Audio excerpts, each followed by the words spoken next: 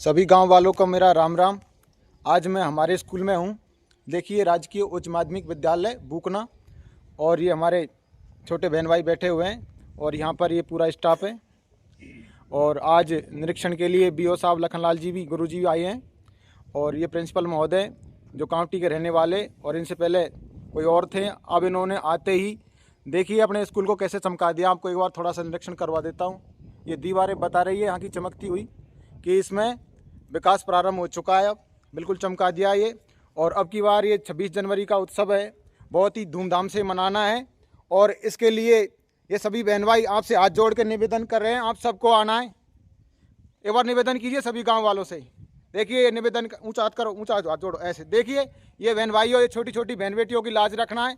और आपको अब की बार इतना धूमधाम से मनाना है जैसे दीपावली कोई शादी उत्सव मनाते अपन। तो सभी माता बहनों को, सभी युवाओं को, सभी बुजुर्गों को आना है। और मैं प्रिंसिपल महोदय से थोड़ी सी बात करना चाहता हूँ।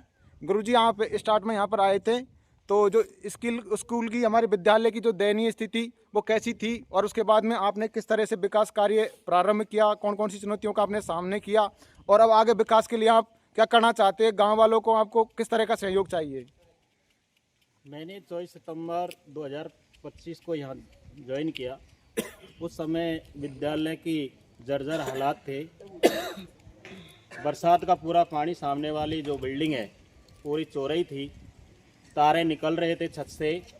उसकी रिपेयरिंग करवाई, डेंटिंग पेंटिंग के साथ में दरवाजे खिड़की, और जो दीपावली पर सरकार की ओर से निर्देश थे उसके अनुसार पहले रिपेयरिंग करवाई। उसके पश्चात इसकी पेंट से पुताई करवाई गई।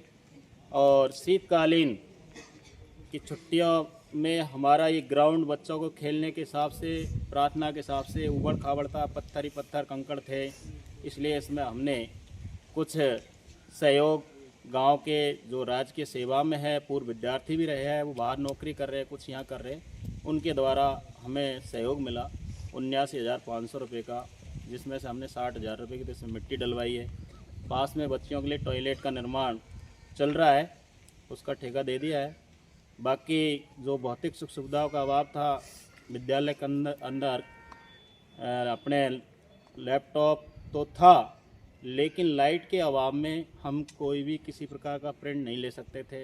इसलिए इन्वर्टर लगवाया, इलेक्ट्रॉनिक घंटी लगवाई ऑटोमेटिक, जिसमें कालांश, प्रार्थना, पीरियड्स चलते रहते हैं। और बाकी जो राष्ट्रीय प्रतीक और राज्य प्रतीक इन दीवारों पर उकेरे गए हैं, सभी प्रकार के नक्शे राजस्थान का, हमारे ज़िले का, भारत का, जिससे बच्चों को अपनी नज़र में कुछ मूलभूत जानकारियाँ बिना पुस्तक के भी चित्रों को देख करके प्राप्त हो जाए। इस तरह से हम नवाचार कर रहे हैं। अधूरी जो बाउंड्री थी, सामने जो रैम था उससे मिट्टी बह कर के चली जाती थी, उसका भी निर्माण करवाया। सामने कमरा नीचा था, उसके चारों ब्लॉक बंद करके और फिर इसको ऊंचा उठाया गया। इस तरह से इसको एक समतलीकरण का रूप दिया गया, नया सौंदर्यीकरण करने का हमारी टीम ने भरसक प्रयास किया है। पूरा स्टाफ यहाँ पर जी जान से लगा हुआ है। शिक्षा का स्तर भी हम जो पहले था उससे बेहतर करने के लिए जा रहे हैं, और भविष्य में भी इसी तरह से गांव वालों का और बच्चों का सहयोग मिलता रहेगा। हम और गुणात्मक शिक्षा बच्चों को देने का भरसक प्रयास करेंगे। अभी हमने प्रस्ताव भी भेजा है व्यावसायिक शिक्षा के लिए, जो एडीसी साहब करौली को, कि हम यहाँ पर एक बच्चों के लिए एक्स्ट्रा ट्रेड खुलवाना चाह रहे हैं, जिसमें बच्ची अधिक है इस विद्यालय में। इसलिए व्यावसायिक शिक्षा में हमने ब्यूटी एंड वेलनेस का प्रस्ताव भेजा है। यदि स्वीकृत हो जाएगा तो अगले साल से 9 से 10 तक की बच्चियों को उसमें ब्यूटी एंड वेलनेस का कोर्स करवाया जाएगा इसी विद्यालय में। उसके लिए एक टीचर एक्स्ट्रा भी मिलेगा हमें, जो बच्चियों को ब्यूटी का काम सिखाएगी।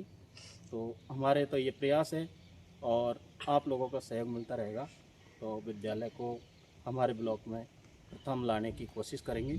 क्योंकि ऐसे निर्देश हमें हमारे सीईओ साहब के भी है और विधायक महोदय का भी है कि वैसे प्रधानाचार्यों को बाहर से मैं यहाँ ला रहा हूँ, जो मेरे क्षेत्र में शिक्षा में अग्रणी रहे और अपना क्षेत्र का नाम रोशन करे, और हम ही उसी को लेकर के अग्रसर है। धन्यवाद।